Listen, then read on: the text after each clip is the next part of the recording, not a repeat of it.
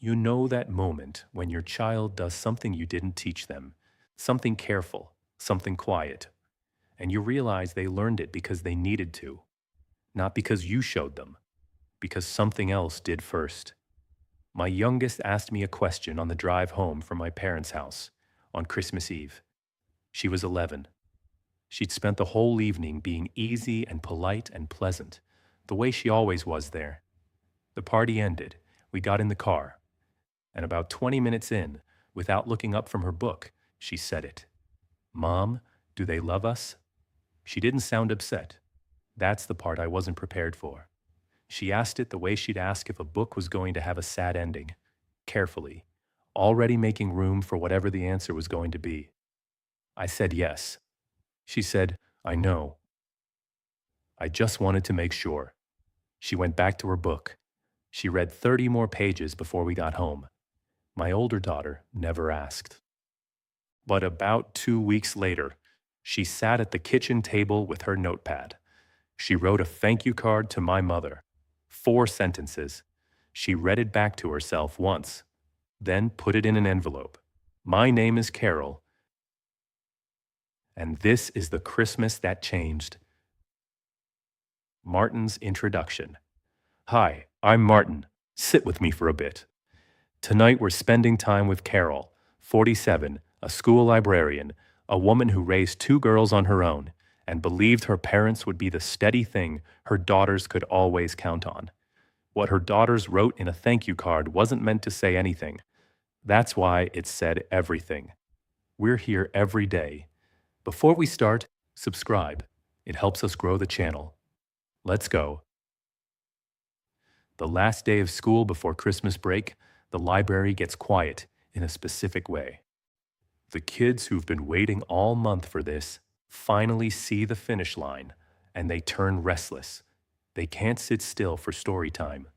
They return books they've been hiding under their beds for a week. They want to check out 3 things at once and promise they'll bring them all back in January. By 2 o'clock, the building empties out fast, and what's left is the particular silence of a room that's been full of children and now isn't. I stayed an hour after closing that day to reshelve and set things right. One of my colleagues, Patrice, knocked on the door on her way out and asked if I needed anything. I'm good, I said. Big Christmas? My parents' house. She gave me the look people give when they don't know your situation well enough to say the right thing, but know enough to know there's a situation. Have a good one, she said, and meant it. I drove home in the dark. Columbus in December gets dark early and stays dark. And the drive back to our apartment on those late afternoons always felt slightly suspended. The city lit up around me, everyone heading somewhere. Christmas Eve morning at our apartment is always the same. Mia gets up early. She makes coffee, even though she doesn't drink it, just because the smell is right for the day. And she has her sketchbook open before I've made it out of my room. Sophie sleeps until I call her twice, and then she appears in the doorway with her hair sideways and a novel already open, like she'd been reading in the dark before she got up. That morning I made eggs and toast. We sat together at the kitchen table. The apartment was still dim, December mornings, and I'd left the lights off because the girls didn't mind the dark, and it felt right to stay in it a little longer before we had to go somewhere and be people who had it together. Mia showed me something she'd been working on, a new print for the farmer's market table. A winter scene, a row of houses with snow on the roof lines and one light on in a top window. She'd been trying to get the light right for 2 weeks, she said. The way it looks when someone's up in a house and everyone else is asleep. I think this is the version, she said. I looked at it. I think this is the version too. Sophie looked up from her book long enough to study it. I like the left house best. Why the left one? The chimney's crooked. It looks more real. Mia took the book back and studied the left house. She nodded slowly. This is who Mia was at 14. She'd been selling illustrations at the farmer's market on Saturdays for 2 years, $5 for a small print and $10 for a large. She kept a notebook tracking which prints sold and which didn't, which days were good and which were slow, what people stopped to look at versus what they walked past. She treated it like a business, which it was, because she had decided it was. I had nothing to do with that decision. She made it on her own when she was 12, and she never looked for my approval before moving forward. Sophie was different. Sophie's whole interior life was organized around books. She'd read the novel she was holding, a thick one, in 3 days, and had started the next one before she'd told me what she'd thought of the first. She described plot twists the way other people describe things that had actually happened to them, with the same investment and the same indignation when a story led her down. She had cried at a book on the school bus once and been completely unbothered when a classmate pointed it out. It was a sad part, she'd told them, and gone back to reading. I had not planned to raise two people this particular. It just happened. Before the divorce, my mother had been good with them. I want to say that clearly, because the last 3 years were confusing, partly because of how clearly I remembered the before. When Mia was 9, she'd shown my mother a drawing she'd been working on for a week, a series of panels, something she called a story map, and my mother had sat at the kitchen table with it for 20 minutes, asking questions about each panel, wanting to understand the sequence. Not performing interest, actually interested.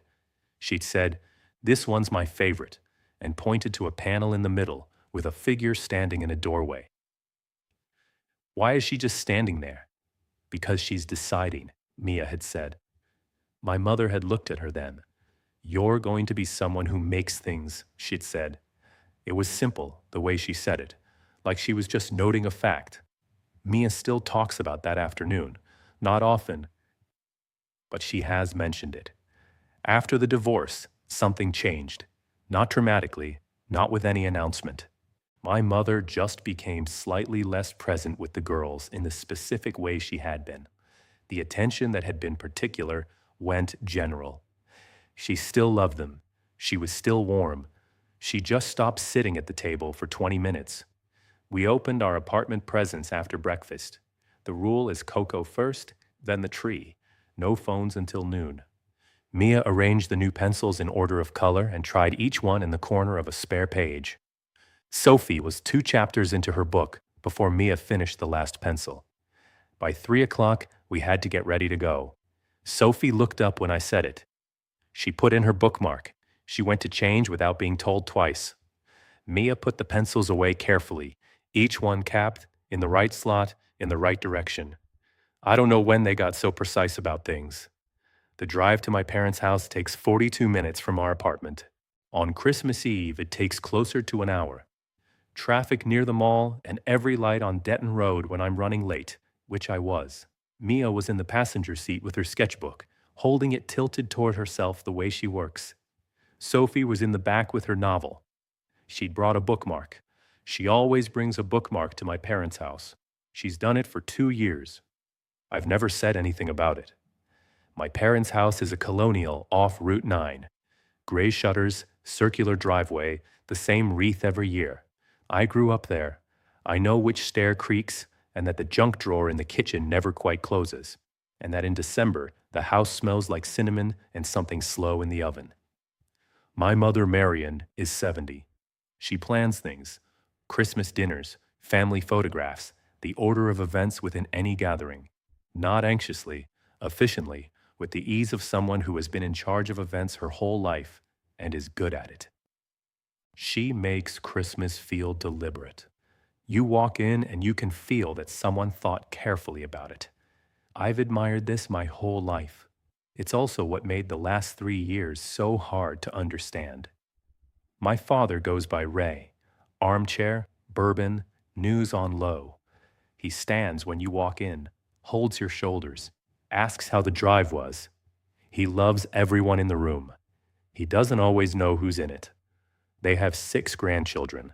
My sister Linda, 2 years younger than me, 4 blocks from my parents, has 3 boys, Tyler 16, Connor 13, Jake 9. And then there are Mia and Sophie. 6 grandchildren. I keep saying it plainly because that number is the thing that kept coming back to me every December. I'm the middle child. My older sister, Fran, lives in Portland, Oregon, flies in every Christmas, stays through the new year. She's the one I call when I need someone to hear something without trying to fix it. She has 2 cats and opinions she shares only when asked, and a way of being in a room without needing to change anything about it. Linda's family is at my parents' house constantly. Tyler was being recruited by colleges. Connor had the lead in the school play. Jake was 9, and everything he did was the most important event in recent history, and this was genuinely impossible to resist. I liked all 3 of them. None of this is their fault. The reason Mia and Sophie were always at the edge of things had nothing to do with the boys. It had to do with proximity and the divorce and the way attention moves toward whatever is right in front of it. Linda's family was always right in front of my parents. Mine was 42 minutes away and had gotten, over 3 years, very practiced at not expecting what we were not going to get. We pulled into the driveway at 20 past 5. I sat with the engine off for about 10 seconds. "Okay," I said. Mia closed her sketchbook. Sophie put in her bookmark. We went inside. Linda answered the door before I knocked. She'd been there long enough to feel like part of the house. She hugged both girls warmly, really held them for a moment, and then hugged me, and then we were in. The tree was in the front room. 9 feet, white lights, my mother's ornaments going back 40 years. Positioned where it faces the street. Under the tree, presents. I watched Mia see them. She walked through the entryway, and her eyes moved to the pile. And then she did the thing, the quiet reading of the gift tags from where she stood. She didn't go closer. She stood at the edge of the room and read them from across it, her sketchbook against her chest. Her face didn't change. Then she turned and went to find her grandmother. I stayed in the hall and talked to Linda about the traffic on Denton Road. The living room is off the hall. I went past the doorway on my way to the kitchen and looked in. I do this every year now. I don't know exactly when it became deliberate. Tyler, Connor, Jake. 3 stockings above the fireplace, red with white trim, names in felt. I kept walking. Ray got up and held my shoulders the way he always does. Asked about the drive. I said fine. He sat back down. Fran came in from the kitchen with a dish towel over her shoulder. She caught my eye, and I knew she'd already done the same count. She handed me a glass of wine. In the kitchen, my mother was walking Linda through the green bean timing with the particular focus she brought to the logistics of a meal. But she'd stopped when Mia and Sophie came in. She'd put down the wooden spoon and turned, and she'd hugged both of them. A real hug, her hands on the backs of their heads, the way she hugged people she was genuinely glad to see. "Look at you," she said to Mia. "You cut your hair. A little," Mia said. "It suits you." My mother held her at arm's length for a moment. "You look like someone who knows something." Mia smiled, her actual smile. That's a good thing to look like. Then Sophie started talking about her book, The Unreliable Narrator, the chapter that had made her cry on the school bus because she hadn't seen the twist coming, and my mother turned to her with the same attention. She put the wooden spoon down completely. She asked a follow-up question about whether Sophie had guessed it earlier in the story. "I was so sure I had it at the lighthouse chapter," Sophie said. "But you didn't. It was the setup for the actual answer. The real answer was somewhere else the whole time." My mother looked at her for a moment.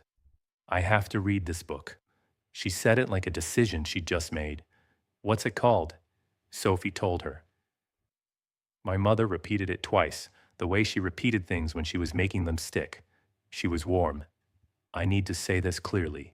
She was genuinely engaged with Sophie, genuinely curious, and Sophie's face had the brightness it gets when an adult takes her seriously about something she loves. This was real. Sophie kept going.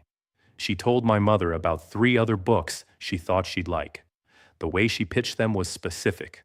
She knew what each one was about, and what kind of reader it suited, and why this person in particular would respond to it. My mother listened to all 3. She asked Sophie which one she'd start with. Sophie said the second one, because the first required some patience in the early chapters, and she wasn't sure where my mother was on patience. My mother laughed. That's very honest. You asked, Sophie said. My mother wrote down the second book's title on the notepad she keeps by the stove. She wrote Sophie's name next to it, in parentheses, like a citation. Then the timer went off for the green beans, and she turned back to the stove, and Linda came in to ask something about the serving dishes, and the moment ended. Sophie watched her go. Then she went to find her father's armchair. My mother has always been like this, specific and present and exactly right, and then her attention moves to the next thing, and whoever wasn't directly in front of her at that precise second has quietly drifted out. The girls had been drifting out for 3 years. Mia had found my father in his armchair. She was sitting on the arm of the sofa beside him, sketchbook open. He'd asked to see it. I could tell from his posture, the way he was leaning toward the page. He was looking at the winter print, the row of houses. Why the left one? He asked. That one looks like someone's actually in it, Mia said. Ray studied the page for a long moment. He nodded. It does. He's better with them one-on-one. In the full gathering, they disappear. On him the way they disappear on my mother. But in that chair, with just Mia and the sketchbook, he was paying close attention. He pointed to something on the page. She leaned over and explained it. He nodded 3 times in a row, the way he nods when he wants you to know he followed, and then said something I couldn't hear, and she laughed. Her actual laugh, not the polite version she keeps ready for events like this one. I stood in the kitchen doorway with my wine glass and watched all of this. My mother with Sophie, my father with Mia, and I felt something that was almost consolation and then wasn't quite, because these moments were real. The warmth was real. And then the gathering would start, and the room would fill, and the girls would drift out of the current, and none of this would be enough to hold them there. It had never been enough to hold them there. Dinner was at 7, extended table, full length. Fresh greenery and white candles. My mother manages this elegance every year without appearing to try. She'd seated Linda's side along one side of the table, and Fran and me and the girls along the other. Tyler had been named all-district in soccer. My mother brought this up during the soup course, the way she mentions anything that makes her proud. Naturally, like it was simply the next thing to say. She asked him about the coach who'd reached out from Michigan.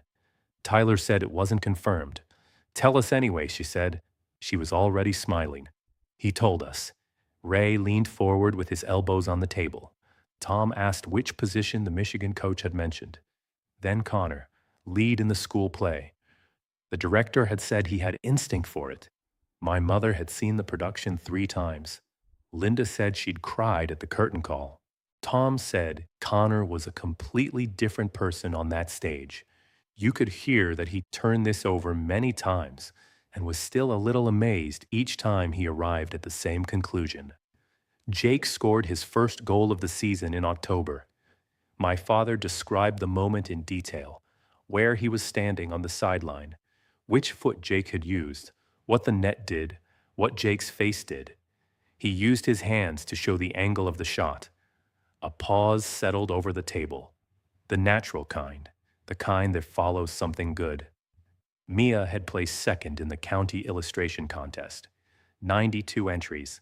She'd worked on her submission for 3 months, redrawn the central figure 5 times because the hands weren't right on any of the previous versions.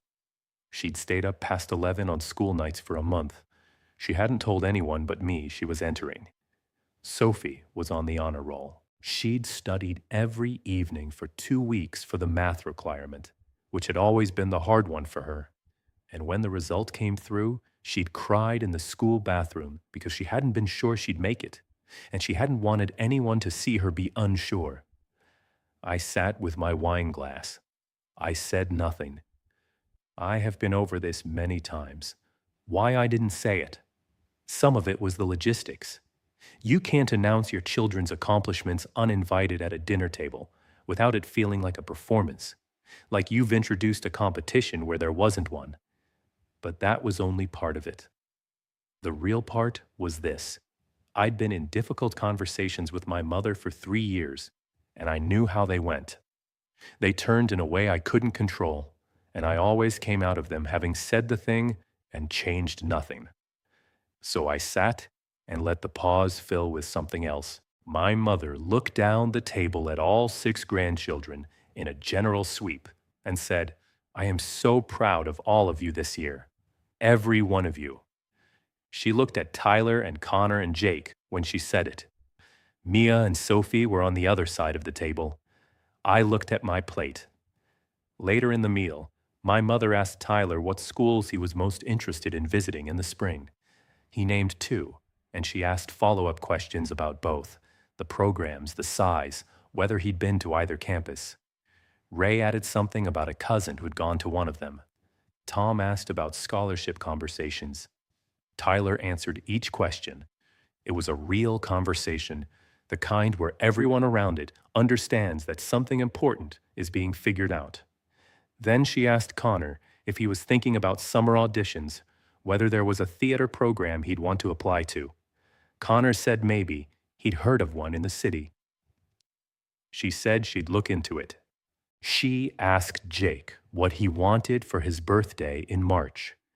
Then the conversation moved to something else. Mia was 14. She was running a small business, placing in competitions, working on things at 11 o'clock at night.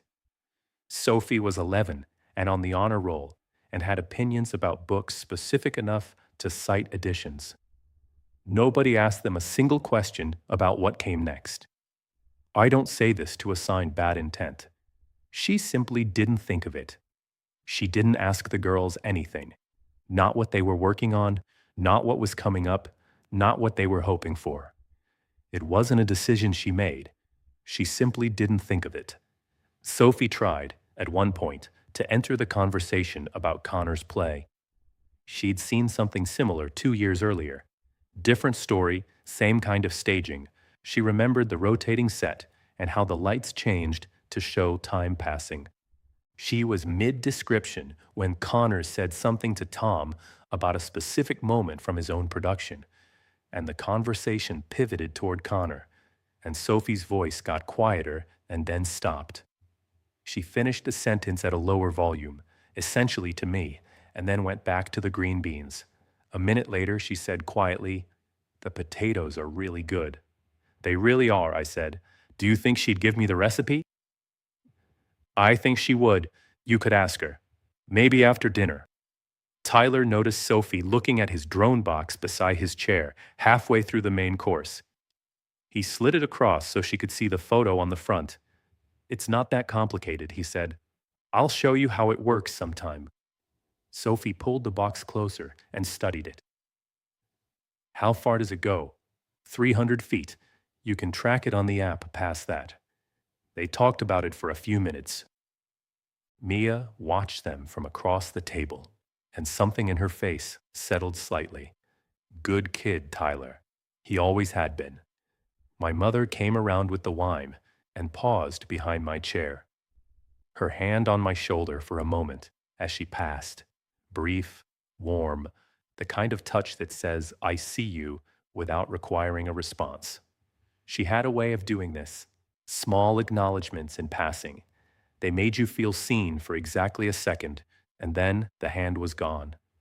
After the main course, when the table had gotten loud again with Jake's story about something involving a substitute teacher, Mia leaned over to me. "Sophie's going to ask for the potato recipe after dinner," she said quietly. "I know. She's been working up to it for like an hour."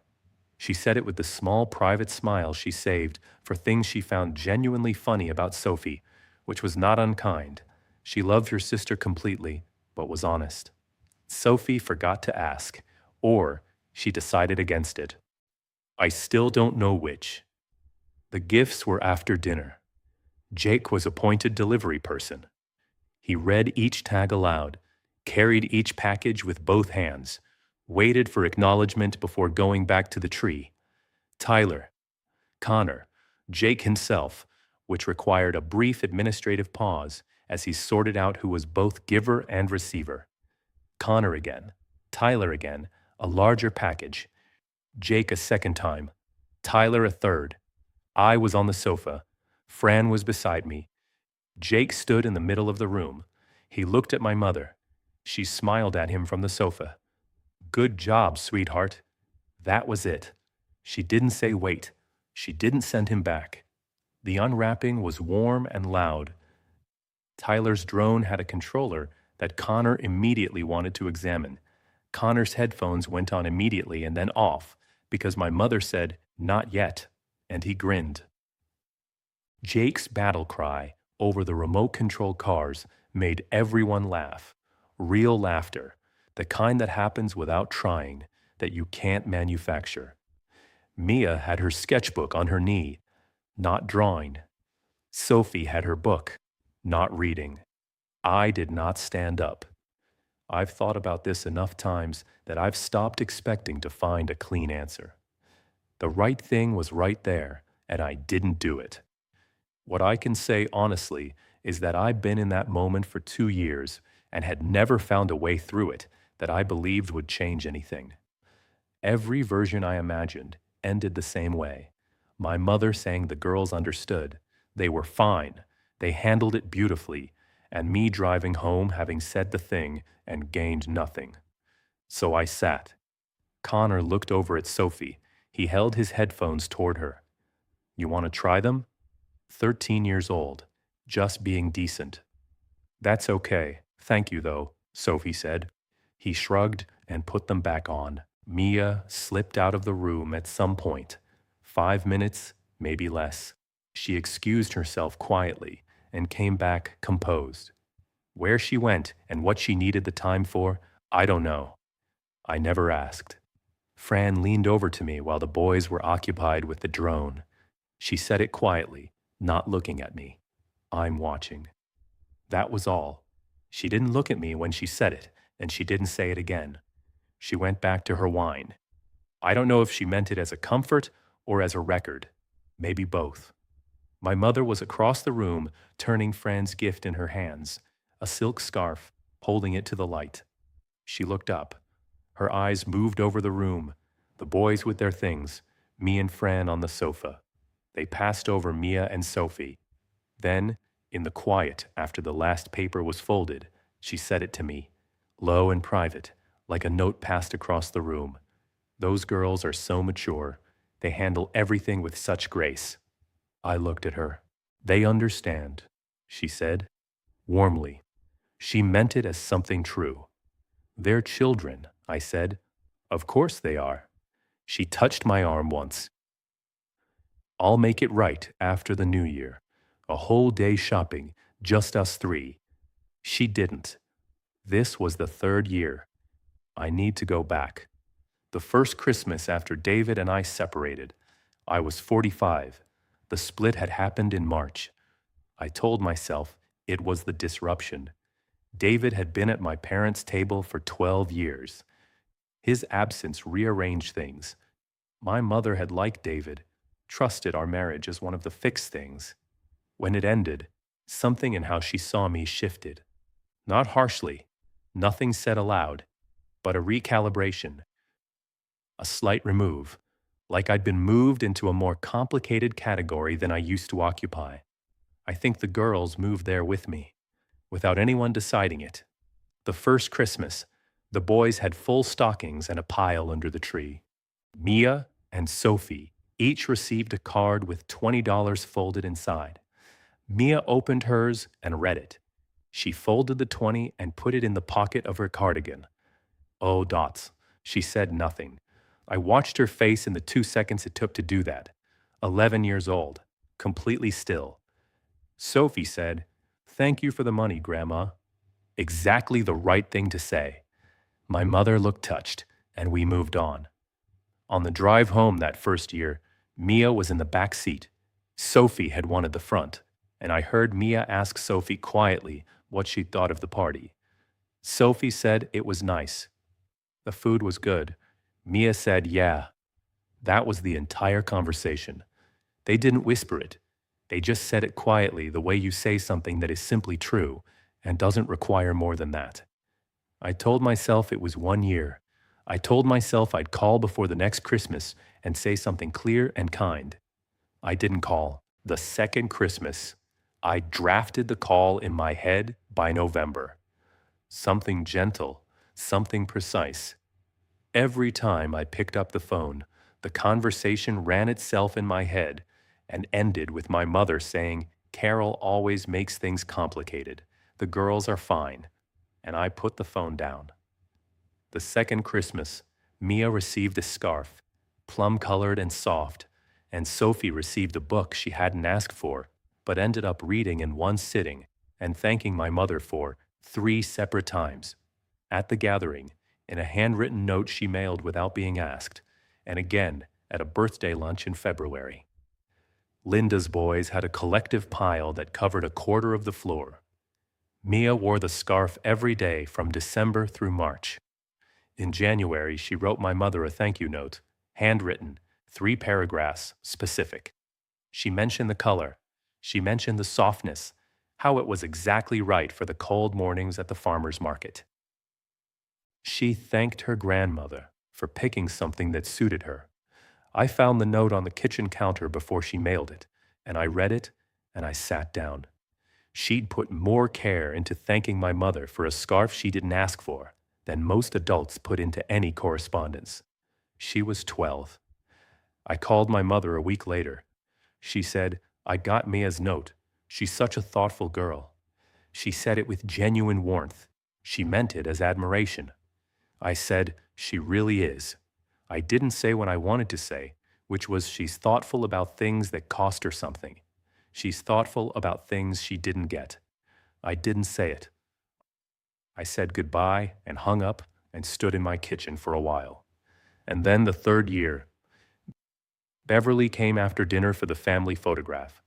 She lives 2 streets over and comes every Christmas Eve with good equipment and the patience to make people look natural. My mother arranged everyone near the fireplace, Ray in the center, Marion beside him, Tyler at the back because of his height, Connor and Jake in front. Beverly said something and the boys laughed. Mia and Sophie were placed to the right. Not excluded, technically. In the frame. My mother mailed me a print in February. I've looked at it many times. There is a center of gravity in that photograph, and my daughters are not in it. Mia is looking slightly past the camera at something I can't see. Sophie is looking at Mia. Beverly took 12 shots. My mother chose the one where Connor's eyes were most open and Tyler looked tallest. Linda's family left around 10. The house got quieter. Ray dozed in his chair. Fran helped my mother in the kitchen. I found my mother alone in the dining room, folding the cloth napkins. Quarters, then thirds. She's done it this way my whole life. Mom, I said. The girls didn't have anything under the tree. She kept folding. I know, Carol. Things got away from me this year. I'll make it right. It's been 3 Decembers. She stopped. She looked at me. Carol, I love those girls. I know you do. She looked at me. They handle everything with such grace. Said with real feeling. She believed it. They're not like the boys are right now. Tyler has this recruitment pressure. Connor is going through something at school. Jake is just at such a demanding age. Your girls are steady. They're fine. Mia is 14, I said. Sophie just turned 11. And they're 40 in 11 and 14-year-old bodies. I say that as admiration. She picked up the last napkin. I'll take them shopping after the new year. A proper day, just us. She carried the napkins to the sideboard. I went back to the living room. Fran was there with her coat already on. She said the mature thing again. Yeah. Fran turned her wine glass in both hands. I tried once. Easter, 2 years ago. I just said, "The girls miss you. It would be nice if you made more time." She said, "Fran, Carol always makes things complicated. The girls are fine." She set the glass on the side table. I let it go. I told myself it wasn't my place. She looked at me. "It was my place," she said. "I just didn't want the fight." We said goodbye. My mother hugged both girls at the door. She held each of them for a full moment. She told them both how happy she was they'd come. She was warmest right at the moment of leaving. I'd noticed this over many years. She could feel the distance coming, and she tried to close it right before it arrived. I drove the long way home, 48 minutes instead of 42. I needed the extra time before I had to be somewhere that required me to be all right. Sophie asked the question around mile 2. She said it without looking up from her book. "Mom, do they love us?" I kept my eyes on the road. "Yes," I said. "I know," she said. "I just wanted to make sure." She went back to the page. She read 30 more pages before we got home. She finished the chapter in the parking lot before she got out of the car.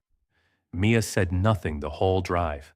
She held her sketchbook in the dark and didn't draw.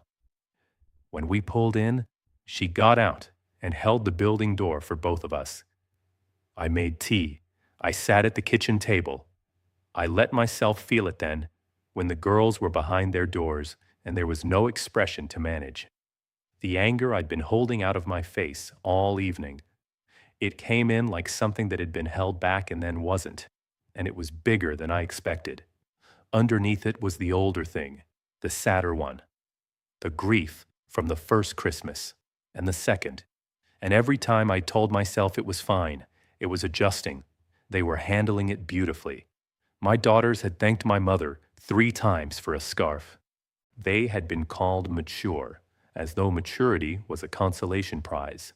Sophie had asked, without any drama and without any self-pity, whether their grandparents loved them, and waited for yes before she went back to her book.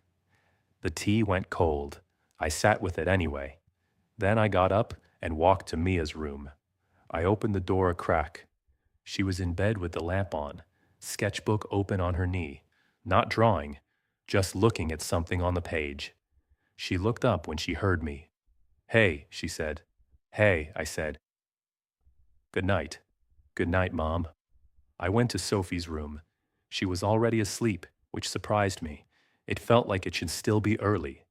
She'd left the Constellation nightlight on, the small one she'd had since she was 7. I stood in the doorway for a moment.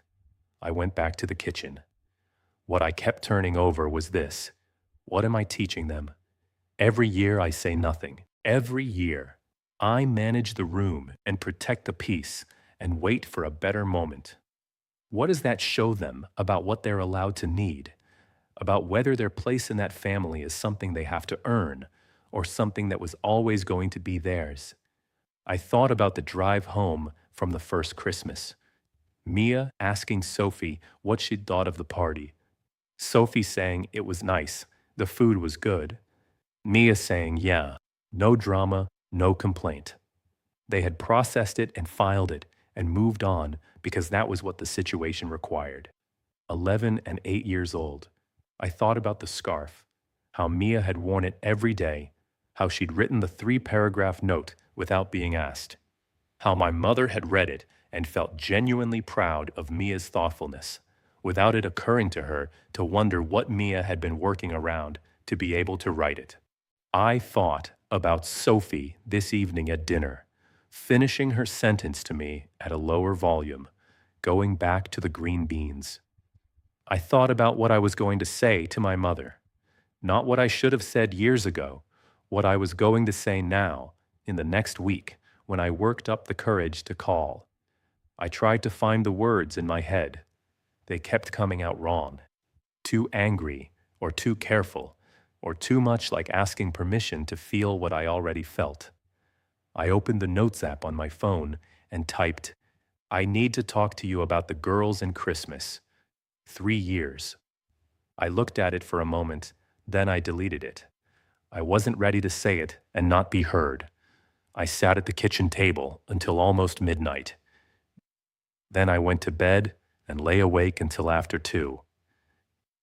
2 days after Christmas, Fran called from the airport. She had a 2-hour wait for her flight home to Portland. She calls when she's been carrying something long enough. I watched Mia at the tree when we first walked in, she said. She read the tags from across the room. She didn't even go closer, Carol. I know. She already knew not to. A pause. I keep thinking about that. She's been doing it for 2 years. I know. That's exactly what I keep thinking about. Her voice had the careful quality it gets when she's measuring what she's going to say. I should have said something when Jake finished the deliveries. I was right there on the sofa, and I let it go. You couldn't have. I could have, she said. I chose not to. That's what I'm trying to tell you. She paused, and when she said the mature thing to you in the dining room, I heard that. I was right there helping with the coffee, and I heard the whole thing, and I stood in the kitchen, and I didn't go in. A long pause. I want you to know I wasn't blind. Whatever you decide to do next, I was seeing it. I know you were. Are you going to say something to her? I don't know. I've been trying to figure out how for 3 years. I know. A pause. I'm sorry I didn't help with that. I should have. After we hung up, I stayed in the kitchen for a while. It helped, knowing she had seen it. There had been a particular loneliness in not being sure anyone else was noticing, and some of that weight shifted when she named it. I thought about calling her back and saying, you should have sent something 2 years ago when you tried. You should have pushed. But I didn't call. She already knew that. She'd said it herself. What I thought about instead was this, and I haven't told many people this part. There was a version of that Christmas where I said something, where when Jake finished his deliveries and stood in the middle of the room, I looked at my mother and said, calmly, that I thought he'd missed too. I'd played it in my head before. I knew the words. I even knew the tone, not confrontational, just factual, the way you'd point out that someone dropped something. I didn't do it. Not because I was afraid of conflict. I've been in conflict with my mother before. I didn't do it because I didn't trust, in that moment, that saying it out loud would fix anything.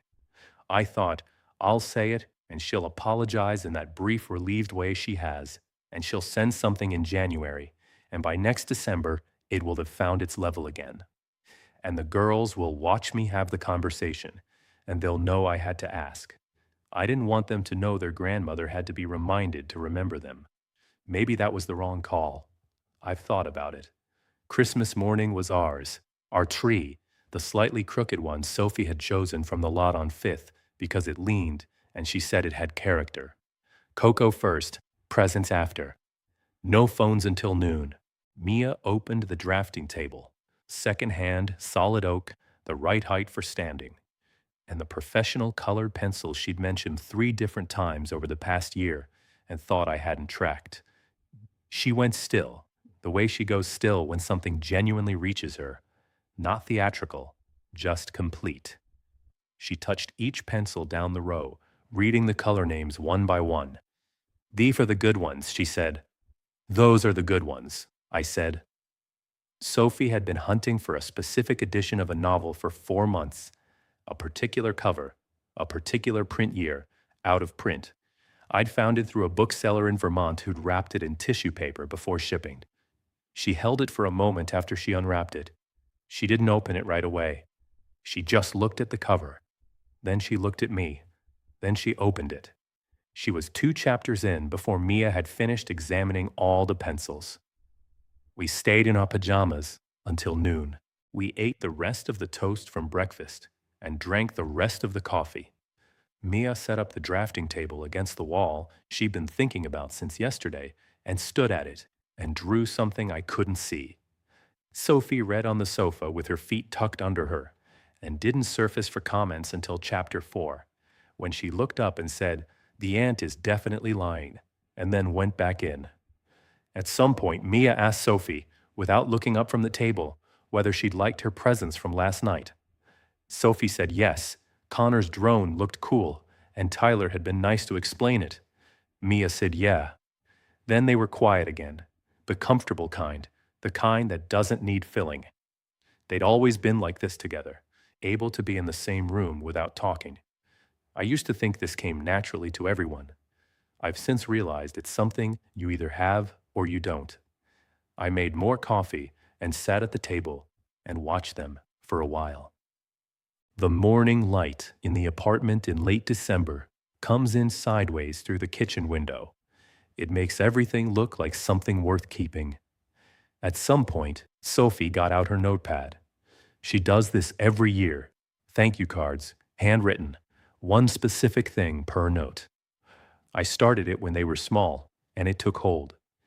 They do it without being asked now, on Christmas morning, the way you do something that has simply become part of how the day goes.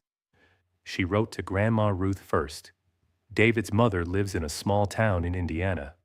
She drives 2 hours every Christmas Eve. She has been doing this since before the divorce, and she has not stopped doing it since. She brings gifts she spent the year choosing. This year, she brought Mia a leather-bound sketchbook imported from Florence, handmade paper, stitched binding, the kind of object that has weight to it when you hold it. Mia had unwrapped it slowly and not spoken for a moment. She'd turned it over in her hands and opened to the first page carefully, like she was checking whether it was real. For Sophie, Grandma Ruth had found the novel, the specific one. Sophie had mentioned the author at David's birthday dinner in March. One sentence, in passing, moving on to something else. Grandma Ruth had written it down in the small notebook she keeps in her purse. Sophie's note to Grandma Ruth took a long time. She mentioned the book by title, the edition, the cover, how she'd been looking for this version for 4 months. She mentioned the ornaments from last Christmas that were still on her bedside table because she couldn't bring herself to put them in a box. She wrote that she didn't know many people who wrote things down when you mentioned something, that it was one of her favorite things about Grandma Ruth, that she wanted Grandma Ruth to know she'd noticed. She reread the note. She added one more sentence at the bottom. Mia came and sat across from her with her own notepad. She'd been writing her card to Grandma Ruth separately, and now held it out to me without being asked. Mia's note mentioned the sketchbook, the paperweight, the way the cover felt, the fact that she'd already looked up where it was made and wanted to write to the bindery someday. She thanked Grandma Ruth for paying attention. She said she knew how easy it was not to, and she appreciated that Grandma Ruth chose to. I handed it back. Sophie was finishing up her envelope when Mia pulled out a fresh piece of notepad paper. "Should we send one to Grandma Marion and Grandpa Ray?" she said. No edge, a genuine question. Sophie looked up. She thought about it for a moment. "We should," she said. "They had us for dinner. The food was really good, the potatoes especially." Sophie tapped her pen. "I was gonna ask for the recipe. I forgot. Put it in the card." "Yeah." She pulled a fresh page toward her. "Good idea." They wrote. I sat in the armchair with my book. At some point, Mia looked up from her notepad and said to Sophie, "Did you sign yours from both of us or just you?" "Both of us," Sophie said. "You don't mind?" "No, I was going to do the same." She looked at her own card. "Does it feel weird that we're both in each other's?" Sophie thought about it. "No, we're the same thing to them." Mia looked at this for a second, then went back to writing. I kept my eyes on my book. Sophie's card was 4 sentences. She thanked them for the dinner. She said the food was wonderful, especially the potatoes. She asked if there was a recipe she could have. She wished them a happy new year. Mia wrote more slowly. She crossed one word out, rewrote it. She held the card up and read it back to herself quietly, then handed it to me. "Dear Grandma Marion and Grandpa Ray, thank you for having us for Christmas Eve dinner. The food was wonderful, especially the potatoes. We hope you've had a good holiday and that the new year brings you joy. With love, Mia and Sophie. I read it twice. Nothing unkind in it. Nothing pointed. A thank you for a dinner. Warm, correct, precise. Nothing missing, because there was nothing more to include. I handed it back. I understood, clearly, what that card would do when my mother read it. I'd understood it from the moment Sophie said they had us for dinner. The contrast between these two cards, one full of remembered details and ornaments that couldn't be packed away, one about potatoes, was not subtle. Sophie addressed both envelopes at the kitchen counter while talking to Mia about something. She wrote quickly, not paying close attention. She pressed the stamps on and stacked both envelopes together. I didn't look closely at the addresses. Part of me understood what I was letting happen. My daughter's 4 accurate sentences were going to say what I hadn't been able to say in 3 years. I knew it. I let it happen anyway. I'm not entirely proud of this. We walked to the corner mailbox after lunch. All 3 of us. Sophie had wanted the fresh air.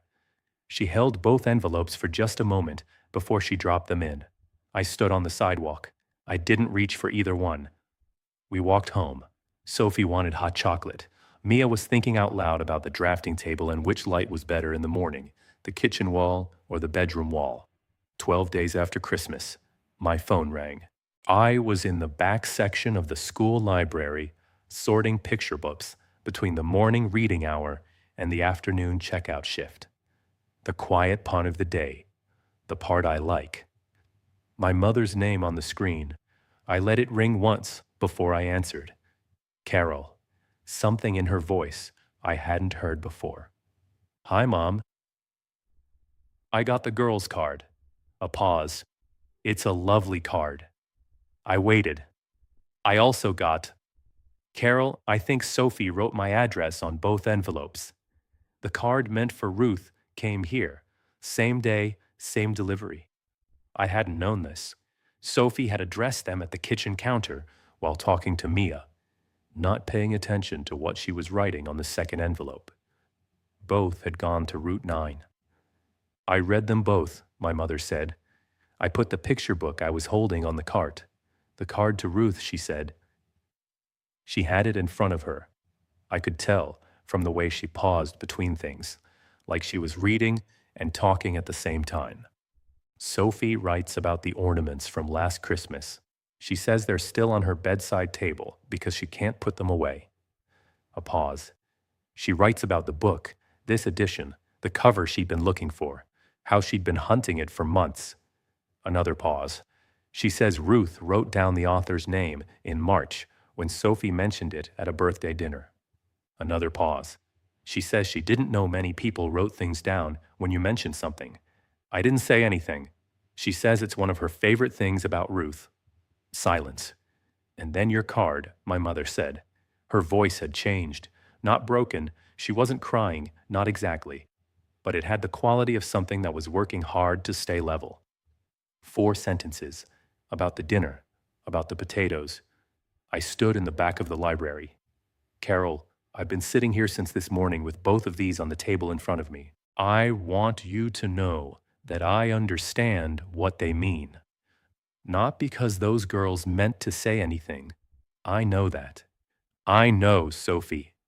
She was being accurate. She thanked me for what I gave her, which was a dinner. A pause. That's what I've been sitting with. She wasn't making a point, I said. She asked Mia if they should write you a card because you made dinner. Those were the actual words they used. I know, she said. She wanted the potato recipe. That's what started the whole conversation. My mother made a sound that was almost a laugh. Almost. She went quiet for a while. When she came back, her voice was steadier, but careful, the voice of someone watching where they're putting their feet. I never decided to treat those girls differently. I need you to know that, not as an excuse, as a fact, because it would be a simpler problem if I had. The problem is that I let the years go by, and I told myself they were fine, they were mature, They handled everything so beautifully, and I let their grace be my permission to not do better. She stopped. I used their grace as permission. That is what I've been sitting with. I stood in the back section of the library with a picture book on the cart beside me. I didn't see it, she said. I was looking right at it for 3 years, and I didn't see it. Until two little girls sent me a very polite note about potatoes and sent Ruth a whole page about ornaments they can't put away. Her voice was quiet. I felt ashamed. I want you to know that. Not guilty in a way that asks for absolution. Ashamed in the way that means I understood exactly what I'd done. I didn't say anything. She was quiet for a moment. Then she said, I mailed you a photograph in February, the Christmas one Beverly took. I know. I have it. I've been looking at it since this morning. A pause. I can see where everyone is in it. I can see where Mia is looking. I can see what Sophie is looking at. Her voice went quieter. I sent it to you. I thought it was a nice photograph. I didn't see it at all. Mom, I'm not asking you to tell me it's all right, she said. I know it isn't. Good, I said. A pause. She almost laughed. Small, real. Is there something you want to say to me? She asked. She asked it carefully, like she was actually ready. I thought about it. I think you already know what I would say, I said. Yes, she said quietly. I think I do. We talked for a few more minutes after that. Small things, the weather, something Ray had said at breakfast. The conversation found its ordinary shape. We said goodbye. I stood in the back section of the library for several minutes after I hung up. I was not going to cry, but I stood there for a while before I trusted that. The picture book I'd set on the cart had a child on the cover standing in a sunflower field, looking up at something above the frame. I found its correct place on the shelf and went back to work. My mother never mentioned the phone call again, not directly. She didn't write a letter, didn't call a second time to say more. What she did instead was slower and quieter than any of that. In February, 2 envelopes arrived at my apartment, one for Mia, one for Sophie, each separately addressed in my mother's handwriting. A gift card inside each, and a handwritten note. In Sophie's, she asked about the novel and said she'd like to hear about it sometime. In Mia's, she asked about the farmer's market and what she'd been working on lately. Mia read her note twice. She set it on the kitchen counter and didn't say anything. Then she went to her room and came back with her notepad. Sophie had already started writing. I made tea and stood at the counter and watched them. I don't think either of them knew I was watching. Mia's note back to my mother was 2 paragraphs.